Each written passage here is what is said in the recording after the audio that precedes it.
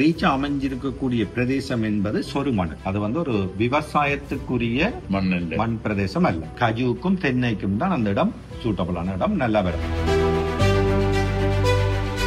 யுத்தத்தால் பாதிக்கப்பட்டது மட்டுமல்ல, அந்த பிரதேசத்தில் இருக்கக்கூடிய மக்களுக்கு ஒரு வேலை வாய்ப்பு இல்லை. அந்த கடற்கொள்ள நம்பி இருக்கக்கூடிய மக்கள் அந்த இடத்துல அந்த இடத்த ஆக்களை வேலைக்கு வச்சு இரண்டலாம், ஒரு கொஞ்சம் கொஞ்சமா அந்த ஆக்களை டெவலப் பண்ணலாம் என்றதும் ஒரு நோக்கம். எனக்கு விவசாயத்துல அனுபவம் இல்லை. ஆனா கொஞ்சம் கொஞ்சமா அந்த வேலைக்கு சேர்ந்த பிள்ளைகளுடைய ஆலோசனைகள், அவங்களுடைய அறிவுரைகளை கேட்டு கொஞ்சம் கொஞ்சமா முயற்சி செய்ய அது ஒரு காலப்போக்கில் எங்களை அறியாமலே ஒரு இன்வால்மெண்ட், ஒரு அதுக்குள்ளேயே ஒரு ஊறி போற மாதிரி, ஒரு பைத்தியம் பிடிச்ச மாதிரி இன்றைக்கு செய்வாங்க. கன பிள்ளைகள் தூரணங்களை மட்டக்களப்பு திருவண்ணாமலை அங்கால இருந்தெல்லாம் இந்த வீடியோக்களை பார்த்து எங்கள்கிட்ட கண்டு வேண்டி சந்திச்சு கதைச்சு தாங்கள் கொண்டு வச்சு சின்ன சின்ன தோட்டங்கள் செஞ்சு தாங்கள் இது செஞ்சிருக்கிறோம்னா இது நல்லா வந்திருக்கு பாருங்க சொல்லிக்கலதான். வா, ஒவ்வொரு பல்கலைக்கழகங்களும் அங்கே படிக்கக்கூடிய அக்ரிகல்ச்சர் பிள்ளைகளை இங்க 6 மாசத்துக்கு ட்ரைனிங் அனுப்புற அளவுக்கு இது வளர்ந்துருக்குன்றது அது எனக்கு திருப்தியா இருக்கு. 2024ஆம் ஆண்டு ரீச்சாக்கு ஏறத்தாழ 2 லட்சம் மக்கள் அங்க சுத்தி பார்த்துட்டு போயிருக்கீங்க. நீங்க ரீச்சாக்கு வந்தீங்கன்னு சொல்லி சொன்னா நீங்க திரும்ப ரீச்சாக்கு வரணும்னு உங்களோட மைண்ட்ல தோணும். நீங்க 5 வருஷம் ரீச்சாவில ஒழுங்கான முறையில் நீங்க வேலை செஞ்சீங்கன்னு சொல்லி சொன்னால் உங்களுக்கு காணி இல்ல, வீடு இல்லையா, நானே 2 பேரை காணியை பண்ணி நானே வீடு கட்டி உங்களுக்கு தரும். ஒரு மனிதன் ஒரு சொந்த நிலம், ஒரு குடிக்கிற தண்ணி, ஒரு டாய்லெட் இல்லாம இருக்கக்கூடாது என்னுடைய ஒரு விருப்பம். கடந்த ஒரு 5 வருடங்களுக்கு மேலாக நினைக்கிறேன், தெரியல, ரீச்சா ஆரம்பித்து 5 வருடங்களுக்கு மேலாக 2018ஆம் ஆண்டு சொன்னா 7 வருஷம். இந்த 7 வருஷத்துல நிறைய நீங்கள் விழிப்புணர்வை ஏற்படுத்திருக்கீங்க பொருளாதார ரீதியாக. அதாவது ஒரு குடும்பம் தன்னுடைய காலில் தான் நிக்கலாம் கூட இலங்கையில. அது இந்த பொதுவாக இலங்கையில எந்த மூலையில இருக்கிற ஒரு அசிங்கள குடும்பமாக இருக்கலாம், இஸ்லாமியர்களாக சகோதரர்களாக இருக்கலாம், தமிழர்களாக அங்கே நுவரெலியால இருக்கிற எங்களுடைய மரியா மக்களாகவும் இருக்கலாம், ஆறாகவும் இருக்கலாம். எல்லாருக்கும் ஒரு பெரிய விழிப்புணர்வுல பொருளாதார ரீதியில உருவாகலாம்ன்றது இதுவரையில எந்த ஒரு அரசியல்வாதியுமோ அல்லது எந்த ஒரு தொழில் அதிபரோ தன்னுடைய தொழிலை வெளிப்படையாக வீடியோ மூலமாக இங்க வந்தாலே நீங்க வாங்கலாம், இதான் இருக்குது, இதான் கண்டு இதுல வைக்கிறீங்க, இது வளருது, இது வெட்டுறது அண்டு நீங்க ஒரு பிராக்டிக்கலா காட்டுறீங்க. பிராக்டிக்கலா இருந்தால் நீங்க ஒரு சும்மா ஒரு எழுதில அப்படி செய்த அப்படி வரலாம்னு சொல்லி இல்லை, ஒரு மோட்டிவேஷன் ஸ்பீச் நிறைய நாங்க பார்த்துருக்கிறோம். அவன் சொல்லுவேன், நீங்க 15 கத்திரிக்காய் வைங்க, 27 ராத்திரி வரும், மித்த அவ்வளவு காசு வரும்னு சொல்லுவினமே ஒழிய நீங்க அதை ஒரு வீடியோல ஆரம்பத்திலிருந்து முடிவு பெற வெளிப்படையாக இவ்வளவு செலவாகும், இவ்வளவு இதாயிருக்கும், கண்டு கிடைக்காட்டி இங்க வாங்க, இது கருவா மரம் இங்க வைக்கலாம், அன்னாசி வைக்கலாம், பேருக்கு சம்பளம் வைக்கலாம், அண்ட் எல்லாத்தையும் பிடுங்கி மாம்பழம் எல்லாத்தையும் காட்டுறீங்க. இந்த 7 வருஷத்துல நீங்க கண்ட அனுபவத்துல இல்ல ஆனா நான் இப்படி செய்திருக்கிறேன்னு எனக்கு இப்ப இது வாழ்வாதாரம் தெரியுது, நான் இப்படி ஒரு மாற்றம் கண்டிருக்கிறேன், உங்களுக்கு இதனுடைய பலாபலன்களை அறியக்கூடிய ஒரு வாய்ப்பு இருந்து. எங்களுடைய பிரதேசம் கூடுதலான மக்கள், வடக்கு கிழக்கில் இருக்கக்கூடிய கூடுதலான மக்கள் ஏறத்தாழ 70-80% மக்கள் நாளாந்த உழைப்பாளிகள். இன்றைக்கு வேலைக்கு போயிட்டு இன்றைக்கு சமைச்சு சாப்பிடக்கூடிய உழைப்பாளர். ரீச்சா முதலாவது ஜக்கச்சி பிரதேசத்தை தெரிவு செஞ்சதுக்கான காரணம் எல்லாத்துக்கும் ஒரு மைய இடம் மாதிரி. இப்ப மன்னார்ல இருந்து வாரண்டாலும் 1.5 மணி நேரத்தில் வரலாம், பவனியால வாரத்தில் 1 மணி நேரத்தில் வரலாம், வெள்ளத்திலிருந்து வாரண்டா 1 மணி நேரம், யாழ்ப்பாணத்துக்கு வாரண்டா 1 மணி நேரம், எல்லாத்துக்கும் இலகுவா இருக்கும். மற்ற அந்த பிரதேசம் யுத்தத்தால் பாதிக்கப்பட்டது மட்டுமல்ல, அந்த பிரதேசத்தில் இருக்கக்கூடிய மக்களுக்கு ஒரு வேலை வாய்ப்பு இல்லை. அந்த கடற்கொள்ள நம்பி இருக்கக்கூடிய மக்கள், கடல்ல மீன் இருந்தா விட்ட சாப்பாடு இல்லாட்டி கஷ்டம். அந்த இடத்துல அந்த இடத்த ஆக்களை வேலைக்கு வச்சு இரண்டலாம், ஒரு கொஞ்சம் கொஞ்சமா அந்த ஆக்களை டெவலப் பண்ணலாம் என்பதும் ஒரு நோக்கம். மற்ற அந்த ரீச்சா அமைஞ்சிருக்கக்கூடிய பிரதேசம் என்பது சொருமண். அதாவது அதுல இருந்து 6 கிலோமீட்டர் அளவுல கடற்கரை இருக்கிறதுனால அது ஒரு விவசாயத்துக்குரிய மண் பிரதேசம் அல்ல. இது நான் சொல்றது கஜுவுக்கும் தென்னைக்கும் தான் அந்த இடம் சூட்டபிளான இடம். நல்லா வரும் அந்த மண் அதுக்கு ஏற்றது. மற்றது தண்ணியும் அந்த 150 ஏக்கருக்குள்ளயுமே 20 விதமான தண்ணி வரும். ஒன்றுக்கு காபன் வரும், ஒன்றுக்கு உப்பா இருக்கும், ஒன்றுக்குள்ள மக்கியா இருக்கும். அப்ப எல்லா அந்த பிரச்சனைகளும் இருக்கு.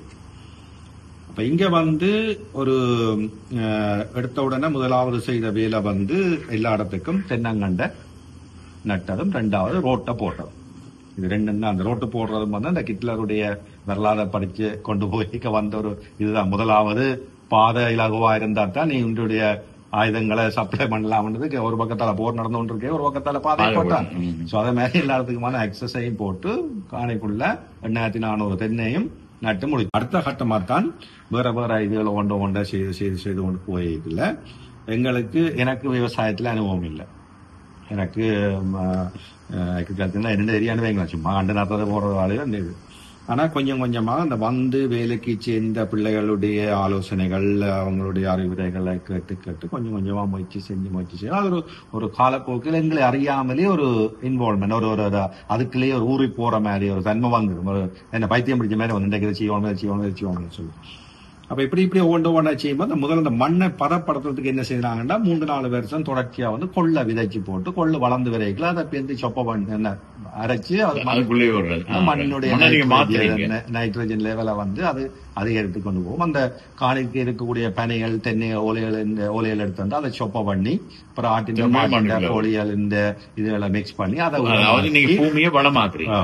அதை கொண்டு வந்து ரொம்ப தென்னைக்கு தாட்டு அப்படி அந்த தென்னை இந்த மண்ணின் பதத்தை மாத்தி கொண்டு போய்க்கலாம்.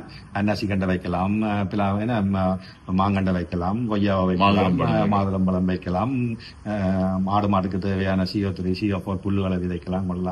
ஒன்றா வேண்டிக் கொண்டு அதுல இருந்து வரக்கூடிய பெறுவர்களும் அந்த மாற்றங்களும் வந்து எங்களை ஒரு ஊக்கப்படுத்துற மாதிரி வந்தது. அப்ப இந்த செய்தியை வந்து மற்ற ஆட்களுக்கும் பாய்ந்து அவையும் இதை மாதிரி செய்யலாம் தானே. அவைக்கும் ஓகே இப்படி செஞ்சினாங்க, இதுல சரியா வந்தது, இப்படி செய்யினாங்க, அது பிழைச்சி போச்சுது, நீங்களும் முயற்சி செய்து பாருங்க. நாங்க உங்களுக்கு எனக்கு என்னன்னு சொன்னா நாங்கள் அங்க செய்யக்கூடிய விஷயங்களை ஒளிச்சு மறைச்சு செய்யணும் நோக்கம் இல்லை. அங்க செய்யக்கூடிய விஷயங்களை வந்து நான் முழுதாக ஒரு லாபத்தை எடுத்து பாக்கெட்ல வச்சுக்கொண்டு பலண்டு கோடியறணும் என்ற நோக்கமும் இல்லை. அது ஒரு மாற்றத்தை ஏற்படுத்தக்கூடியதாகவும் அங்கே இருக்கக்கூடிய மக்களுடைய வாழ்வாதாரத்தில் ஒரு மாற்றம் கொண்டு வரணும் என்றதான் நோக்கம். நான் ஒன்றை செய்து அது நல்ல முறையில வருதுண்டா நீங்களும் வாங்கோ, வந்து பாருங்க, நாங்கள் இப்படித்தான் செஞ்சாங்க, இப்படி வந்தது, இதனால எவ்வளவு லாபம் இருக்குது, நீங்களும் அதை செய்யுங்க, நாங்களும் உங்களுக்கு கொண்டு ஹெல்ப் பண்றோம். ஒரு நடைமுறையை கொண்டு வரணும்ன்றதான் ஆரம்பத்தில இருந்து வந்தது. ஆனா இந்த வீடியோக்கள் போஸ்ட் பண்ணிக்கல நான் இவ்வளவு தூரம் இதுக்கு ஒரு வரவேற்பு கிடைக்கும் அல்லது ஒரு இளைய தலைமுறை பிள்ளைகள் வந்து ஒரு உலகத்துக்குள்ள ஒரு இன்வால்வ் ஆகணும்னு நான் உண்மையில நினைக்கல. ஆனா பிள்ளைகள் தூரணங்களை மட்டக்களை திருவண்ணாமலை அங்கால இருந்தெல்லாம் வந்து இந்த வீடியோக்களை பார்த்து எங்கள்கிட்ட வந்து கண்டு வேண்டி சந்திச்சு கதைச்சு தாங்கள் கொண்டு வச்சு சின்ன சின்ன தோட்டங்கள் செஞ்சு தாங்கள் இது செஞ்சிருக்கிறோம்னா இது நல்லா வந்திருக்கு வந்து பாருங்க வந்து சொல்லிக்கலதான் ஓ வா இந்த வீடியோ இப்படி ஒரு இதை கொண்டு வந்திருக்கான்னு ஒரு பிரமிப்பாரு. இப்ப அது ஒரு வீடியோவை நல்லா வர்ற இதை எடுத்து செய்து போடுறன்றது வந்து ஒரு அந்த ஆத்ம திருப்தியா இருக்கு. ஓகே, இதால ஒரு 4 பேருக்கு பயன் கிடைக்குது, அல்ல இதை பார்த்து 4 பேர் முன்னேறாங்கன்னா அந்த இளைய தலைமுறை பிள்ளைகள் தானே இவங்க எங்க இதை கண்டு கொள்ளாம போயிருவாங்க நினைச்சதுக்கும் அவர்கள் வரைக்குள்ள வந்து தரக்கூடிய அந்த ஆர்வம், அண்ணா நீங்க இதை போட்டீங்க நாங்க பார்த்துட்டு இப்படி செஞ்சு நாங்க நல்லா வந்தது அண்ட் சில நேரம் இப்படி செய்யுங்க அண்ணா இது நல்லா வருதுன்னு சொல்ற ஆக்களம் வந்து நீங்க செய்ததை விட நாங்கள் இந்த மாதிரி செய்து நாங்கள் அது இன்னும் திருப்தியா இருக்கு. அப்ப அது இப்ப ஒவ்வொரு பல்கலைக்கழகத்தில இருந்து பேராசிரியர் மேர் அல்லது விவசாயத்துறை சார்ந்த அமைப்புகள் வந்து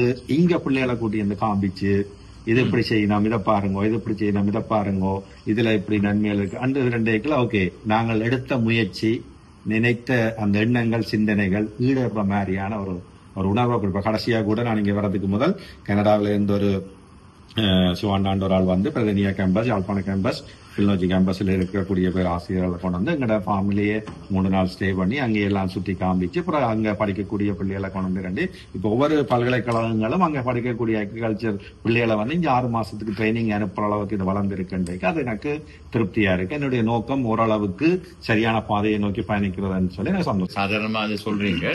இலங்கையில இதுவரையில யாருமே செய்யாதது, அரசாங்கத்தால் கூட செய்ய முடியாமல் இருக்கிற விஷயம் என்னென்றால் மலேசியா தூதுவர், இந்திய தூதுவர் எல்லாம் வந்து பார்த்து அதை ஆர்வமாக வர்ற அளவுக்கு ஒரு பெரிய மாற்றம் ஏற்படுத்தி கொண்டு வந்திருப்பது ஒரு இலகுமான ஒரு விஷயம். நாங்கள் அவைகளுக்கு இந்த எல்லா இலங்கையில் இருக்கக்கூடிய எல்லா தூரங்களுக்கும் நாங்கள் ஒரு இமெயிலும் ஒரு கடிதமும் வந்து ஆபீஷியலா வந்து இரண்டிருந்தாங்க. அந்த காரணம் என்னன்னு சொன்னா 2 விஷயம். ஒன்று வந்து இங்கே இருக்கக்கூடிய தூதரகங்கள் வந்து பெரிய அளவில் வடமாகாணத்தோட தொடசல் இல்லாத மாதிரியான ஒரு நிலைமை இருக்கிறத அவதானிக்கக்கூடிய மாதிரி இருக்கு. அந்த வடமாகாணத்துக்கான தொடர்புகளையும் இந்த தூதரகங்கள் பேண வேணும். அங்க இருக்கக்கூடிய மக்கள் தான், அங்க இருக்கக்கூடிய மக்களுக்கு தேவைகள் இருக்கிறது. இந்த தூதரகங்கள் ஊடாக இலங்கைக்கு கிடைக்கக்கூடிய நன்மைகள் இந்த மக்களுக்கும் சுவர வேணும். அப்ப இவைகள் இங்க வரணும். அப்ப நாங்கள் அவைகளை எல்லாரையும் நீங்கள் இப்படி வடமாகாணத்துக்கு வருகின்ற பொழுது இந்த இடத்துல இப்படி ஒரு இடம் அமைந்திருக்கிறது, இதை நீங்க பாருங்கள், பார்த்து செல்லுகின்ற பொழுது நாங்கள் உங்களோட கதைக்கிறதுக்கோ உங்களோட உறவை மேற்படுத்துறதுக்கோ நல்லா இருக்கும்னு சொன்ன இடத்துல நிறைய தூதரர்கள் ஆஸ்திரேலிய தூதரர், அமெரிக்கன் தூதரர், இந்தியன் தூதரர், மலேசியன், இப்ப கனடியன் தூதர், இன்றைக்கு நாளைக்கு கனடியன் ஹை கமிஷனர் வார அப்படி இந்த எல்லாரும் வரைக்குள்ள அவைகள் சொல்லக்கூடிய விஷயம் இன்னும் எங்களை உற்சாகப்படுத்துது. நாங்க நினைச்சோம் ஒரு சின்ன ஒரு ஃபார்மா இருக்கும்னு பார்த்தா இங்க இவ்வளவு பிரம்மாண்டமா இருக்கு, ரியலி குட். அந்த மாதிரி நாங்கள் எங்களுடைய மக்களை எப்படி இங்க அனுப்பலாம், அவர்களுக்கு ஒரு டூரிஸ்ட் இதா இங்க நாங்கள் ரெக்கமெண்ட் பண்றோம், அவைகளை இங்க அனுப்புறதுக்கு நாங்கள் ஆவணம் செய்யறோம் என்று சொல்லிக்கல ஓகே இவைய கூப்பிட்டதுக்கான ஒரு பலன் அல்ல ஒரு அந்த தூதரகத்துக்கும் இந்த வடமாகாணத்துக்கு மக்களுக்குமான ஒரு பாலமாக இது அமைவதற்கு சந்தோஷமா இருக்கு. அது இப்ப அதே மாதிரி வேற இலங்கையில் இருக்கக்கூடிய வேற அமைப்புகளோடையும் இந்த கடித பரிமாற்றங்கள், இமெயில் பரிமாற்றங்கள் போய்கொண்டிருக்கு. அதனூடாக இப்ப எனக்கு ஒரு தூதரர் இந்த பண்ணையில நிக்கிறதால எனக்கு ஒன்றும் வர போறதில்லை. தேசம் சார்ந்து என்னுடைய மக்கள் சார்ந்து நன்மைகள் பயக்கிறதுக்கான என்னென்ன வழிமுறைகள் இருக்கோ அந்த வழிமுறைகளை ரீச்சானதாக இப்ப கிட்டத்தட்ட ஒரு 500 மக்கள் ரீச்சாவில் பணியாற்றுகிறார்கள். பொதுவாக ஒரு கதை இருக்குது, ஒரு பேச்சு இருக்குது, ஒரு செய்தி இருக்குது. பெரும்பாலான விஷயங்கள் வடமாகாணத்துல பணியாளர்களை வேலைக்கு அமர்த்துறது, அவர்கிட்ட வேலை வாங்குறது ரொம்ப கஷ்டமான ஒரு விஷயம். அது எல்லாத்தையும் உண்மைதான். அது என்ன பிரச்சனைன்னா எங்களுடைய மக்கள்ல பிழை இல்லை. ஆனால் இப்ப நாங்கள் எல்லாம் நீண்ட நாட்களாக வெளிநாட்டில் இருக்கிறபடியால் இப்ப நாங்கள் தாயத்துல பிறந்து இங்க ஒரு வேலைக்கு போறோம்டா, இங்க எனக்கு 7 மணிக்கு வேலைன்னா நான் 6:50 அங்க நிக்கணும்ன்றது இந்த மண்டேக்குள்ள இருக்கும். ஏன்னா 7 மணிக்கு வேலை கண்டா நான் 7 மணிக்கு மிஷின்ல நிக்குவோம். இல்லாடி அவன் 2 நாள் பாப்பான், 3 நாட்டு உனக்கு வேலையில வெளியில போகண்டா, நான் புற வேலையெல்லாம் வீட்டை இருப்போம். இங்கத்த நிலைமை. இப்ப இங்க இருக்கிற நாங்கள் அதுக்கு பரிச்சயப்படுத்தோம். ஆனா அங்க இருக்கிற மக்களும் அங்க இருக்கிற தொழில் கொடுக்கக்கூடிய முனைவர்களும் ஓகே நீங்க எனக்கு 7 மணிக்கு வேலைன்னா 8 மணிக்கு வருவீங்க, வந்துதான் சொல்லுவீங்க எனக்கு வேற வழியில சைக்கிள் காத்து போடுது, நல்ல பாஸ் பிந்தி போயிட்டு ஓகே நாளைக்கு நேரத்துக்கு வாங்க நீங்க தாட்டி போட்டு விடுவீங்க. அப்ப இந்த அணுகுமுறை அங்க இருக்கிற மக்கள் மத்தியிலே அது ஓகே நம்ம முதலாளி தானே பாத்துக்கலாம்ன்ற மாதிரி இருக்கு. ஆனா ரீச் ஆகலாம் அப்படி இல்லை. நாங்கள் ஒரு வேலை செய்யக்கூடிய ஆட்களுக்கான புதுவிதமான ஒரு கல்ச்சரை உருவாக்கணும் வரோம். இன்றைக்கு 7 மணிக்கு நீ வேலை செய்யணும்னு சொன்னா நீங்க 6:50 ஃபிங்கர் பிரிண்ட வச்சுட்டு 7 மணிக்கு மம்பட்டியோட ஒரு இடத்துல நிக்கணும்ன்றது கட்டுப்பாடு. 7 மணி 10 நிமிஷத்துக்கு வந்தீங்கன்னு சொல்லிச்சுன்னா உனக்கு இவ்வளவு காசு இந்தியாண்டியில களி. அதான் நீ நாளைக்கு என்ன செய்வ, எனக்கு 150 ரூபாய் வட்டி போடுகிறேன், நான் நாளைக்கு 6:55 நிக்கணும்னுட்டு அந்த டைமுக்கு வருவேன். சோ இந்த மாதிரியான சின்ன சின்ன விஷயங்களை கொஞ்சம் கொஞ்சம் எடுத்த உடனே செய்யல. இப்ப நாங்கள் ஒரு சுற்றுலா தளமாகவும் சுற்றுலா மக்களையும் கவரக்கூடிய அளவில் தான் அது வடிவமைச்சிருக்கு. 2024ஆம் ஆண்டு ரீச்சாக்கு ஏறத்தாழ 2 லட்சம் மக்கள் அங்க சுத்தி பார்த்துட்டு போயிருக்கிறோம். ஆரம்பத்துல முகம் கொடுத்த பிரச்சனைகள் எங்கள்கிட்ட இருக்கக்கூடிய எங்களோட பணியாளர்கள் அந்த மக்களை பார்த்து சிரிக்க மாட்டோம், வணக்கம் சொல்ல மாட்டோம், குட் மார்னிங் சொல்ல மாட்டோம். என்ன காரணம்னு சொல்லிட்டு அப்ப ஏன் அப்படி இருந்தீங்கன்னா எனக்கு அவரை தெரியா, நான் அவருக்கு குட் மார்னிங் சொல்லணும், ஏன்னா தெரியாது. அப்ப எங்களுடைய மக்களுடைய மனதில ஒரு தெரிந்த நபருக்குத்தான் நான் ஹாய் சொல்லலாம், ஒரு தெரிந்த நபருக்குத்தான் நான் வணக்கம் வைக்கலாம் என்ற மாதிரி அது அந்த மக்கள்ல பிள்ளை இல்லை. எங்களுடைய எனக்கு இவரை தெரிய நான் இவருக்கு அதை கொஞ்சம் கொஞ்சமா இல்ல, அதை எங்களை நம்பி எங்க இடத்துக்கு வரணும், நீங்கள் அவரை வெல்கம், அவரை நல்வரவு படுத்த வேணும், அவருக்கு வணக்கம் சொல்ல வேணும், அவரை வாங்க இல்லைன்னு அழைக்க வேணும், விருந்தோம்பல் செய்யணும். நீங்கள் இங்க வார மக்களை நீங்கள் ஒரு வந்துட்டு போற நபராக எண்ணக்கூடாது, உங்களுடைய குடும்பத்தில் ஒருவராக, உங்களுடைய நண்பராக, உங்களுடைய வீட்டுக்கு அவர் வந்திருக்கக்கூடிய ஒரு உறவினராக நீங்க பார்க்கணும். சோ இதை கொஞ்சம் கொஞ்சம் கொஞ்சம் கொஞ்சமா மாற்றக்கூடிய தேவை இருந்தது. காலப்போக்கில இப்ப வடமாகாணத்துக்கு சொல்லி இந்த சுற்றுலாத்துறையிலே ஒரு பலவீனம் என்று சொல்லி சொன்னால் முதலாவதுல இருக்கக்கூடியது ஹாஸ்பிட்டாலிட்டி. எங்களுடைய மக்கள் வெளியிலிருந்து வரக்கூடிய ஆட்களை அரவணைப்பதில் பெரிய சிக்கல் இருக்கிறது. அதை நேரடியா பார்த்திருக்கிறோம். அது எங்களுக்கு ஒரு மைனஸாக இருக்குது வடமாகாணத்திட்ட டூரிசத்தை பொறுத்தவரையில. அது ரீச்சாக இருக்கக்கூடாது. நீங்க ரீச்சாக வந்தீங்கன்னு சொல்லி சொன்னா நீங்க திரும்ப ரீச்சாக வரணும்னு உங்களோட மைண்ட்ல தோணும். நீங்க ரீச்சாக வந்தீங்கன்னு சொல்லிச்சுன்னா ரீச்சாக ஒருத்தர் உங்களை பார்த்து சிரிக்காம இருக்கக்கூடாது. எங்களால இலவசமாக வரக்கூடிய வாடிக்கையாளருக்கு கொடுக்கக்கூடியது முதலாவது புன்னகை. அப்ப நீங்கள் அவரை சிரிக்கணும், வரவேற்கணும், வாங்கண்ணா இருங்கண்ணா அப்படி இருக்கு. உங்களோட குடும்பத்துல நீங்கள் போறீங்கன்னு ஒரு உணர்வை உங்களுக்கு கொடுக்கணும்.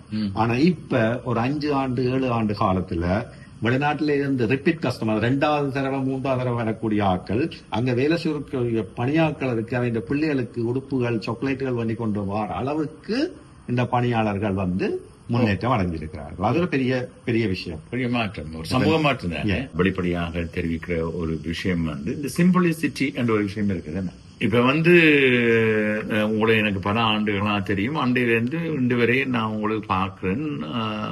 உங்களை மாதிரி இருக்கணும் பல முறை நானும் ட்ரை பண்ணிருக்கேன். நீங்களாம இருக்கு, அதாவது செல்வந்தரா இருக்கணும்னு சொல்லல, இந்த சிம்பிளா இருக்கிற விஷயத்த யோசிக்கணும். அப்படி சிம்பிளா ஒரு ஆள் இருக்கிறது, பணம் காசு கார் பங்களா இதெல்லாத்தையும் விட்டுட்டு ஒரு பாம்பரத்தனமாக ஒரு மனிதனோடு எவ்வாறு பழகிறது, உறவாடுறது, கதைக்கிறது, பேசுறது, இந்த சிம்பிளிசிட்டி என்றது என்னென்று அது வருது. ஒன்றும் இல்லையா என்ன, இப்ப எங்கள்கிட்ட 10 கார் இருக்கலாம், மாளிகை இருக்கலாம், நல்ல உடுப்பு இருக்கலாம். இதெல்லாம் நாங்கள் போட்டுக்கொள்றோம். நாங்கள் எப்படி ஆரம்பத்தில் இருந்தோமோ அதுவரையும் உங்களோட எண்டு மட்டும் இருந்தா நீங்க உங்களை மாற்றிக்கொள்ள தேவையில்லை.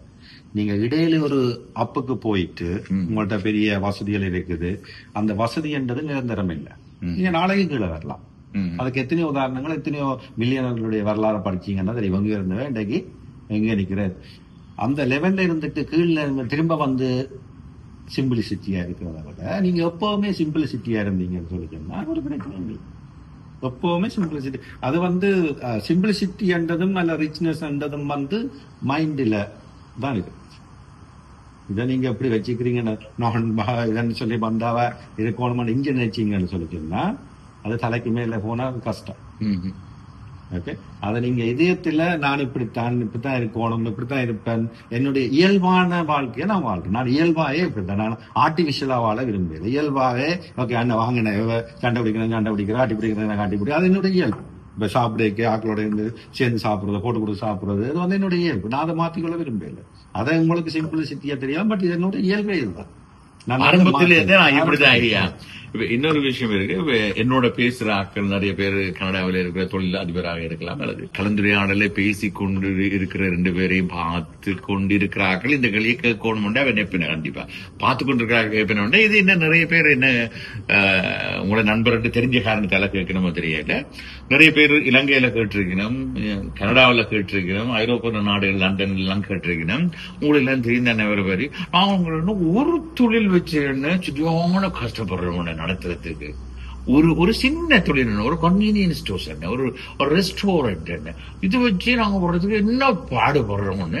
இந்த தொழில் உலகத்தில் நடத்துறேன்னு ஐபிசி இருக்குதுன்னு, இணையதளங்கள் இருக்குது, டிவி இருக்கு, ரேடியோ இருக்குது, அதை விட வேற வேற தொழில்கள் வெளியால வச்சுக்க, ரீசார்ஜ் இவ்வளவு வச்சிருக்கிறார். இவ்வளோத்தையும் சிரிச்சு எந்த நேரம் வீடியோ போடுதுன்னு என்ன இதை சிரிச்சு சிரிச்சு இந்த ஆள் நடத்துறேன்னு என்ன நடத்துறாங்க கேளுங்க.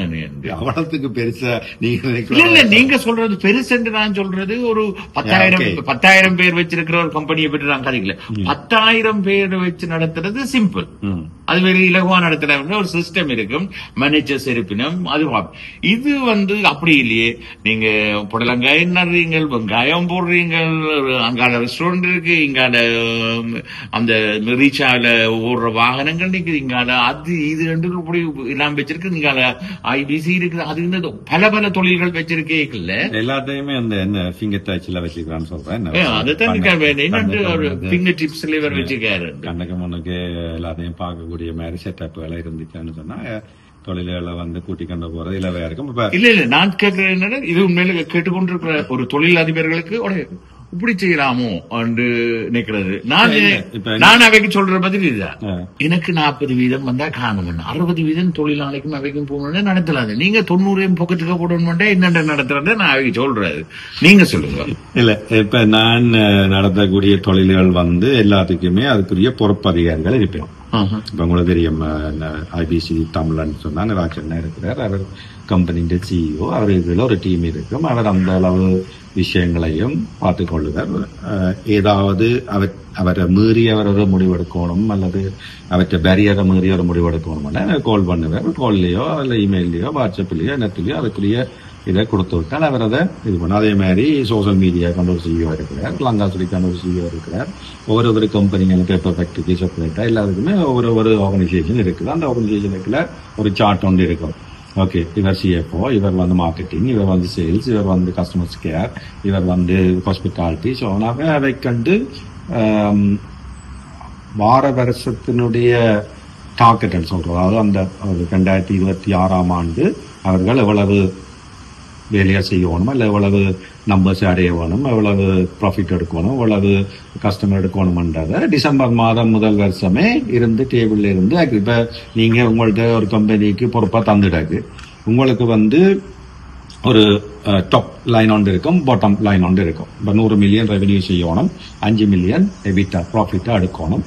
இதுக்குள்ள வந்து செய்யக்கூடிய விஷயங்கள் இவ்வளவு இதை வந்து இதண்டி 2 பேரும் அக்ரி பண்ணிடுவோம். இந்த டாப் லெவலும் பாட்டம் லெவலும் தான் எண்டில் வந்து எனக்கு இம்பார்ட்டன்ட்.